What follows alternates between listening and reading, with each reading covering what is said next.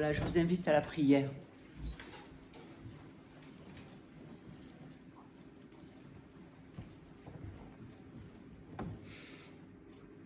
Oui, Seigneur, toi, tu connais tous nos combats, même quand nous nous trompons de combat. Tu connais l'enjeu de nos combats. Tu sais et tu connais nos ennemis. Tu les as tous vaincus. Et c'est toi, notre chef. C'est toi, notre capitaine. C'est toi, notre sécurité, notre rempart. Celui qui a vaincu pour nous. Donne-nous de saisir ta victoire. Et pour saisir ta victoire, Seigneur, donne-nous d'abord de te saisir toi. Alors, Seigneur, conduis-nous à travers cette parole que tu nous donnes aujourd'hui, dans toute sa richesse, dans toute sa profondeur, dans tout son mystère aussi. Donne-nous de recevoir ta parole par ton esprit, par la foi dont tu es l'auteur, toi, Jésus, notre Seigneur et Sauveur.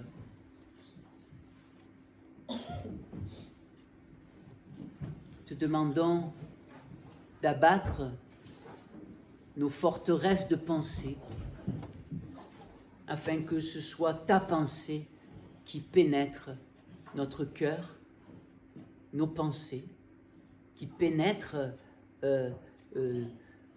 notre vie, qui dévoile qui tu es, qui nous dévoile ta mort et ta résurrection, et qui nous donne de saisir la puissance de ta résurrection, en nous laissant saisir par toi. Ô Seigneur, bénis ce temps d'écoute de ta parole pour moi-même, pour nous tous ici rassemblés. Révèle-toi à nous. Et que l'offrande de nos cœurs, de notre attention, de nos vies, de nos biens, soit un parfum agréable à toi, Seigneur. C'est au nom de Jésus que nous te prions. Oui, notre seul Maître, notre seul Seigneur et Sauveur. Amen.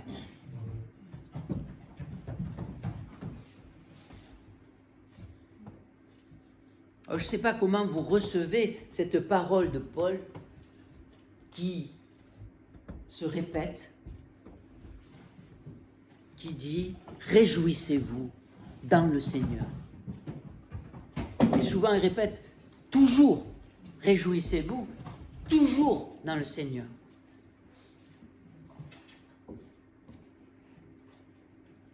Et si nous le disons, comme j'ai dit tout à l'heure, par la chair, à quelqu'un, à un frère qui est dans une grande épreuve, on va l'abattre encore plus avec ses paroles. Comment le vivre? Comment le transmettre? Par l'esprit? Oui, par l'esprit. Mais comment nous pouvons nous réjouir toujours dans le Seigneur par l'esprit? Quand on a dit cela, on a tout dit et on n'a rien dit. On a besoin d'apprendre. Et on va essayer de découvrir, comme j'ai découvert ce texte, qui m'a fait aller dans des endroits où j'étais jamais allé. Pourtant, un texte connu, mais si riche que nous le découpons souvent en versets. Vous voyez ? Et là, on a écouté tout ce chapitre, et même un peu plus. Alors réjouissez-vous, c'est un puissant encouragement. C'est que pour nous encourager qu'il nous dit ça. C'est pas pour nous abattre, c'est pour nous encourager. Et c'est un puissant encouragement. Et Paul résume l'exhortation principale de sa lettre aux Philippiens au début de ce chapitre 3. Au reste, mes frères, réjouissez-vous dans le Seigneur.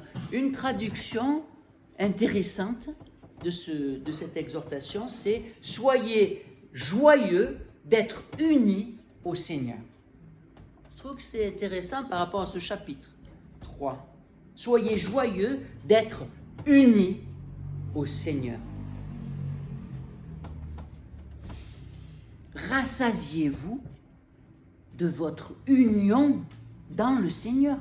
Vous êtes unis au Seigneur. C'est le Seigneur qui vous a unis à lui, à Christ. À Christ. Le Fils de Dieu. Le Christ qui est mort et qui est ressuscité. Le Christ qui a vaincu la mort. Être uni à lui. Dans sa mort et dans sa résurrection. L'un ne va pas sans l'autre. Quand Paul parle de la puissance de la résurrection, que je connaisse, mon but c'est que je connaisse Christ et la puissance de sa résurrection, il inclut sa mort. Il inclut sa mort. Hein? Et d'ailleurs, il insiste aussi que je sois en communion avec ses souffrances pour que je puisse tellement être uni à Christ dans cette puissance de mort et de résurrection en Christ que je puisse aussi le suivre. Qu'est-ce qu'il est en train de dire? Que je puisse le suivre dans sa mort, c'est-à-dire être crucifié comme lui. Physiquement aussi, il pensait ça, Paul. Vous voyez? Peut-être qu'il avait, et il était marqué par une blessure profonde, Paul, c'est d'avoir assisté au martyre, au meurtre d'Étienne. Un martyr. Il en parle dans son témoignage. Par la chair, zélé je suis, tellement zélé que je persécutais l'Église. Vous voyez, il est en train de dire par la chair, ce qui est tellement pervers dans la chair, c'est que même ma conduite religieuse, mes privilèges d'homme religieux qui prie, qui est zélé, tout ça, par la chair, c'est diabolique. Par la chair, je persécute l'Église. Je suis un ennemi de la croix du Christ. Alors, il est très important de savoir qu'est-ce que je fais quand je viens au culte. Est-ce que je suis un vrai circoncis ou un faux circoncis? Est-ce que je vis ce culte par la chair ou par l'esprit? Et c'est tout différent. C'est tout différent. C'est les opposés. Si je vis ce culte par la chair, je suis un ennemi de la croix de Christ. Et je peux venir à tous les cultes par la chair. C'est ça qu'il est en train de dire. Il est en train de dire, c'est tellement pervers par la chair que tout le système religieux, tout ça, ça vaut rien. Si c'est pas par l'esprit, ce culte, il vaut rien, au contraire. Mais par l'esprit, il est tellement précieux. Je ne peux pas m'en passer, en fait. Par l'esprit. L'esprit habite au milieu de nous. Les vrais circoncis, comme dit Paul, les vrais circoncis, c'est nous qui donnons, offrons un culte à Dieu par son esprit. Par son esprit. Et pour bien assurer la protection du troupeau, Paul dit, j'insiste, et c'est votre sécurité, hein? J'insiste, je répète, pour m'assurer que vous ayez bien compris et que vous teniez ferme. Hein? Attention, prenez garde aux chiens. Prenez garde aux chiens. Alors, nous, on a des chiens domestiques, tout ça, alors ça nous choque. Ça nous choque parce que ce n'est pas notre culture. Mais dans la culture juive, les chiens, c'est des animaux impurs, hein, donc qui corrompent tout, qui corrompent le troupeau. On n'est pas comme en Cévennes. En Cévennes, il y a des chiens de berger. Hein. Donc, mais en Israël, pas du tout, pas du tout. Hors de question que des chiens fassent partie du troupeau, vous voyez. Sinon, ils vont, voilà, pour eux, c'était un animal impur. Donc, vous voyez, il faut avoir un peu de décalage par rapport à ce qu'il dit. Prenez garde aux chiens. Et il dit cela en sachant que les Philippiens sont très différents des Galates. Vous voyez ? C'est les Philippiens, ils avaient bien entendu la mise en garde de Jésus par rapport aux faux circoncis. Alors que les Galates étaient tombés, eux. Les anciens de l'Église, les responsables de l'Église étaient tombés avec toute l'Église, vous voyez. Alors que les Philippiens, eux, ils tenaient ferme. Ils savaient de quoi ils parlaient, mais il insiste quand même, prenez garde aux chiens. Prenez garde aux faux circoncis, c'est-à-dire à ceux qui ne sont pas des brebis du troupeau, ni des bergers, qui font semblant d'être des bergers ou des brebis, et puis en fait, ils ne sont pas de la même nature, que le troupeau. Les chiens sont les mauvais ouvriers, ce sont ceux qui détruisent et divisent dans l'Église et qui sont hypocrites. Ce sont de faux chrétiens, de faux circoncis. Ils n'ont pas coupé avec la chair. Le circoncision, vous savez, c'est par rapport à la chair. Hein? Je ne vais pas faire de détails, mais vous avez compris. La circoncision, c'était la circoncision dans la chair. Là, dans ce contexte-là, c'est le corps. Hein? Et donc là, c'était pour faire comprendre qu'il fallait couper avec cette puissance de la chair. Et la circoncision a été donnée à Abraham, alors qu'il avait reçu la promesse et pas la concrétisation de la promesse. Vous vous rappelez dans quelles circonstances le Seigneur lui donne la circoncision comme signe de l'alliance qu'il fait avec lui. Il y avait une promesse et ça faisait longtemps et le fils ne venait pas. Et il lui donne la circoncision. Ça ne sera pas la puissance de ta chair. Ce ne sera pas par la puissance de ta nature humaine que la promesse s'accomplira. Vous voyez ?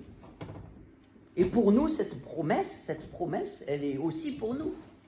La promesse de l'Alliance, c'est la promesse de l'Alliance quand on le verra à Pentecôte, notamment dans Actes chapitre 2. La promesse, c'est la promesse de l'Esprit. C'est la promesse de l'Esprit. Que ça ne se fasse pas par la chair, mais par l'Esprit. Donc dans l'Ancien Testament aussi, ils avaient cette promesse de l'Esprit. Et d'ailleurs, dans Actes chapitre 2, quand il parle de la promesse, il rappelle le prophète Joël. Et on a lu dans Deutéronome 30 que le Seigneur fera cette œuvre de circoncision du cœur. Et le signe de la promesse, c'était pas comme on pourrait dire dans l'Ancien Testament, c'était le signe, c'était la chair. Et maintenant dans le Nouveau Testament, c'est l'esprit. Non, c'est l'accomplissement de la promesse. Il dit, si tu coupes avec la chair, c'est pour vivre attaché au Christ qui vient et qui est venu pour nous, mais qui revient. Attaché au Christ pour vivre selon son esprit qui nous a donné.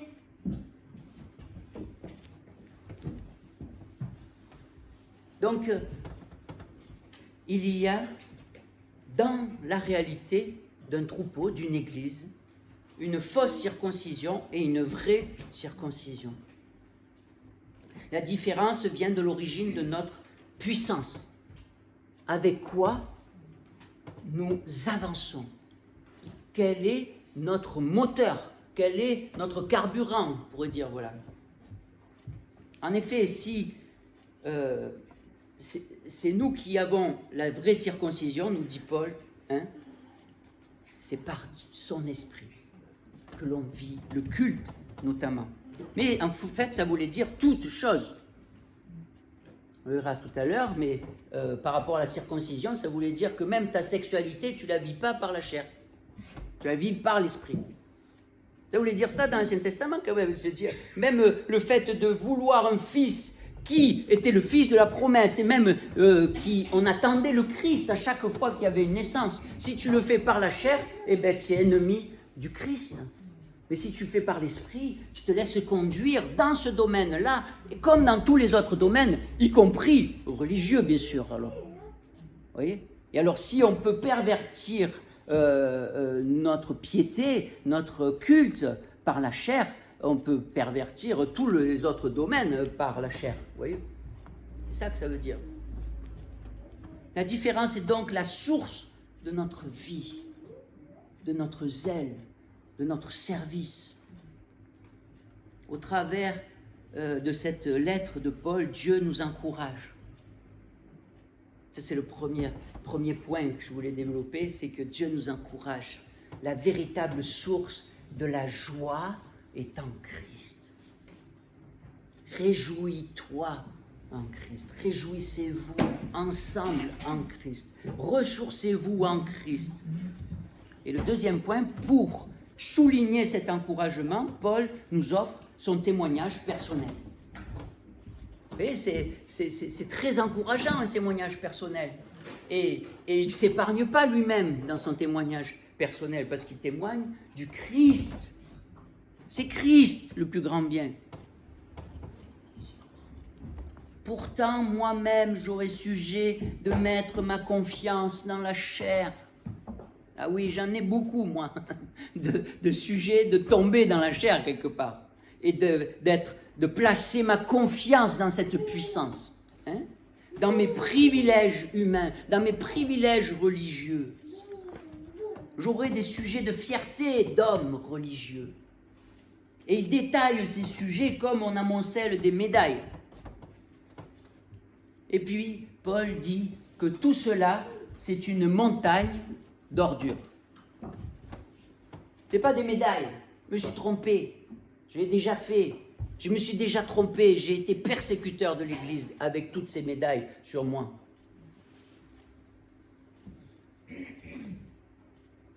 Je considère tout cela comme des ordures.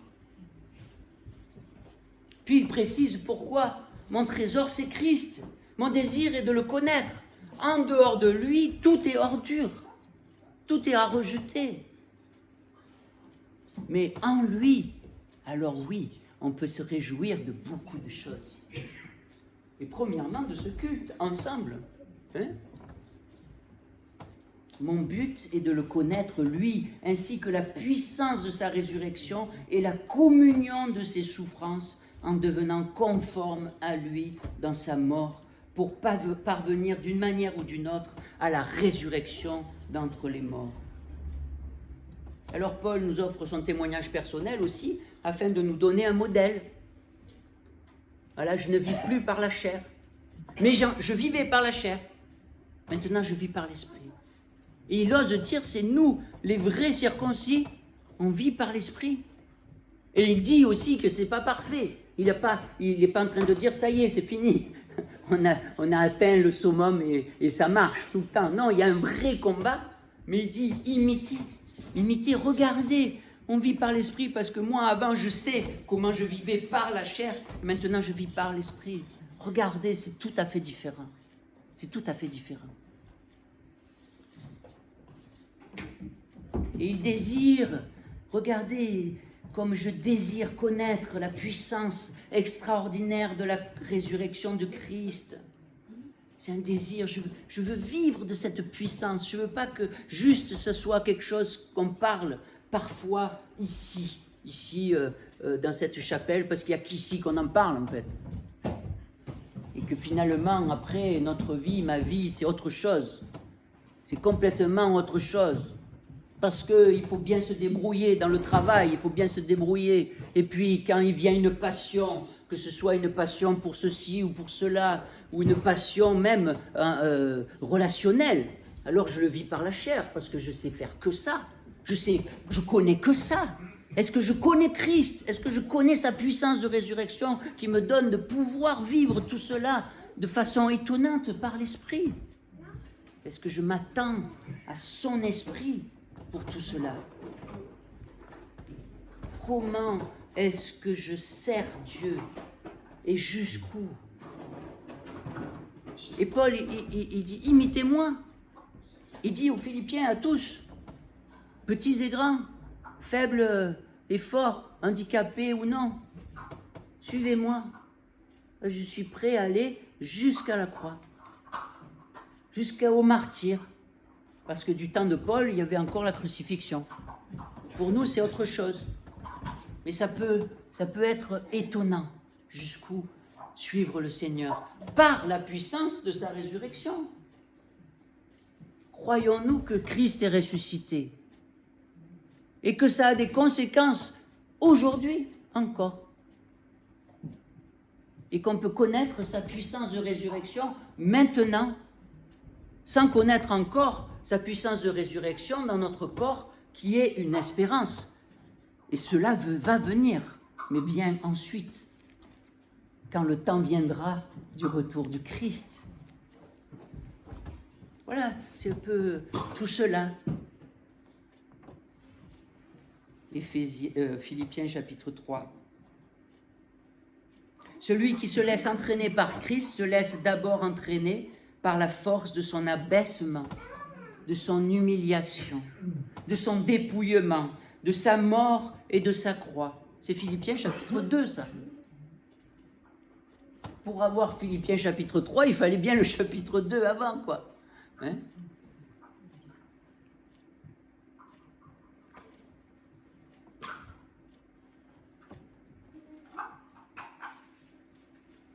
Paul, en exposant son témoignage, montre le modèle de la vie chrétienne.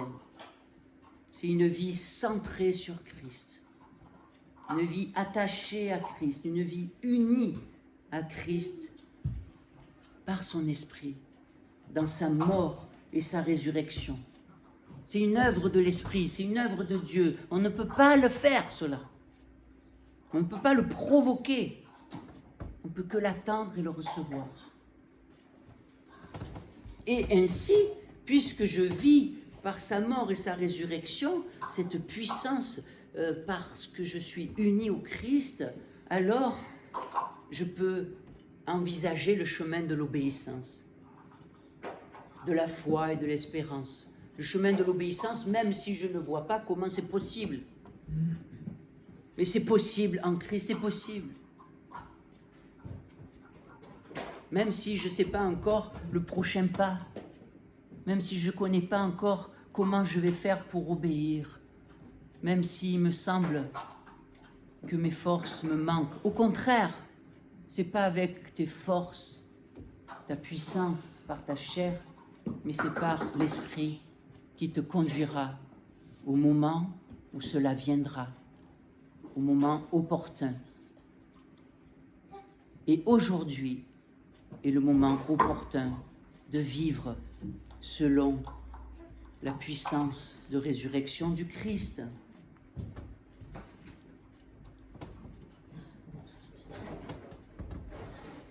Vivre à moitié ou en dehors de cette union à Christ, c'est faire le jeu de l'ennemi. C'est même se comporter en ennemi de la croix du Christ. Nous ne pouvons pas être à moitié mariés, à moitié en alliance, où nous sommes en Christ, où nous sommes en dehors de son alliance de vie et de résurrection. Si nous sommes unis à Christ, alors tout le reste qui est en dehors de Christ et de sa seigneurie est à considérer comme des ordures, sans valeur. Et tout le reste n'a de sens et de valeur qu'en lui. Tout est réorienté, tout est redonné quelque part en Christ. Et si ça ne doit pas être redonné, ce n'est pas donné. Ça peut être même des choses impensables. Je dis, mais ça c'est une bonne chose. Non, mais ça ne t'est pas donné. Le Seigneur, il te le dira quand c'est qu'il te le donnera. Et s'il ne te le donne pas maintenant, il ne te le donne pas maintenant. C'est lui qui décide, c'est le Seigneur. Et toute notre justice, il parle encore de cette justice dont il parle aux Galates. Et là, aux Philippiens, il dit « Toute notre justice n'est qu'un vêtement souillé. Revêtons la justice et la dignité que Christ nous offre. » Il le dit dans plusieurs lettres, d'une autre façon. Et ici, il le dit d'une autre façon que je viens de le dire, qui est plutôt dans Éphésiens. Vous voyez ? Et arrêtons de nous justifier lorsque nous avons désobéi au Seigneur. Coupons les liens de ténèbres, coupons les liens qui nous font vivre par la chair. Il nous faut nous dépouiller de notre propre armure, de notre propre système de défense, pour revêtir les armes de Christ, pour revêtir sa justice, pour revêtir son salut, pour revêtir la foi, pour revêtir l'épée de l'esprit, pour revêtir de prier sans cesse. Voilà, de pouvoir prier sans cesse. On peut prier sans cesse par la chair, mais ça doit être difficile quand même. Mais de prier sans cesse par l'esprit, oui, c'est possible.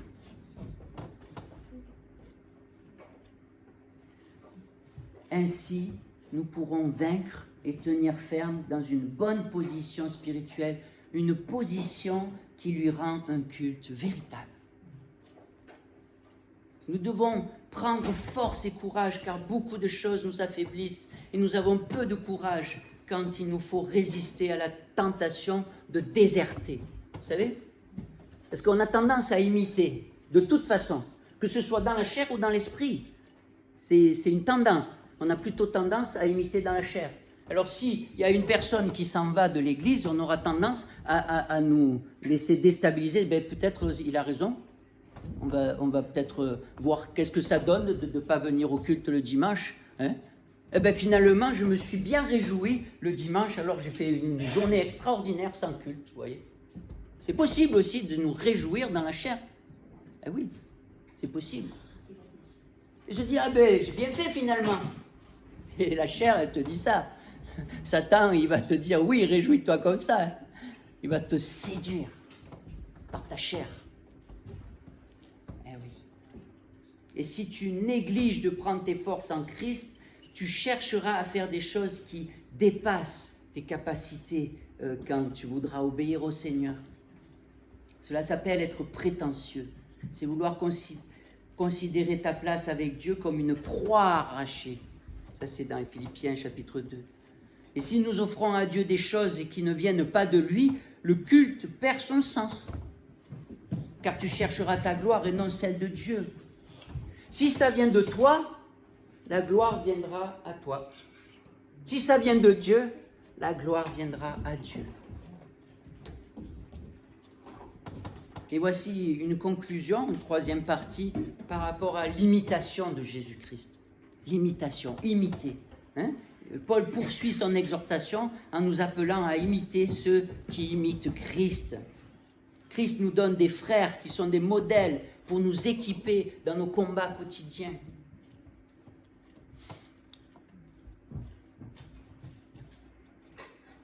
Je ne sais pas comment vous le dire, mais j'aimerais vous le dire cela.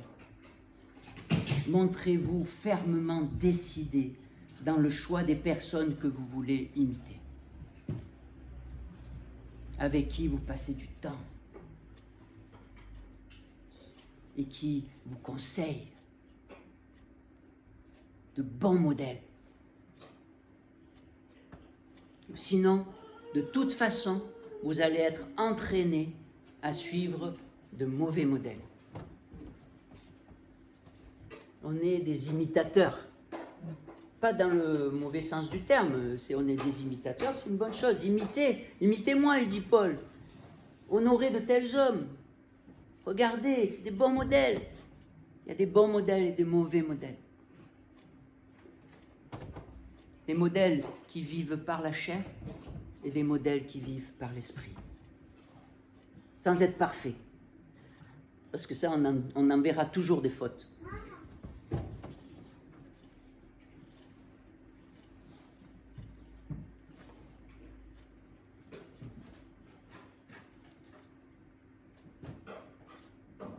Imitez donc un pèlerin qui vous encourage fortement à vivre selon l'esprit de Jésus, conformément à la parole de Dieu.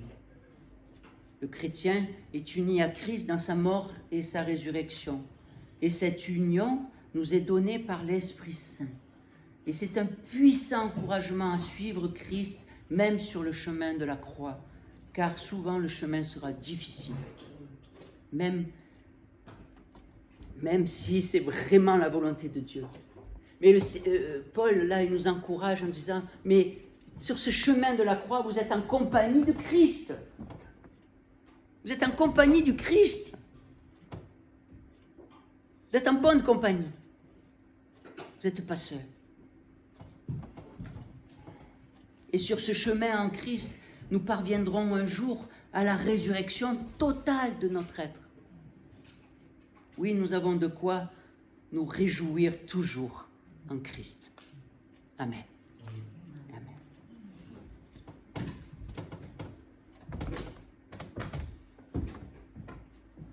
Voilà, ça va être le temps de la Sainte Seine. Et je vais lire un verset étonnant dans la Lamentation, chapitre 1, verset 12.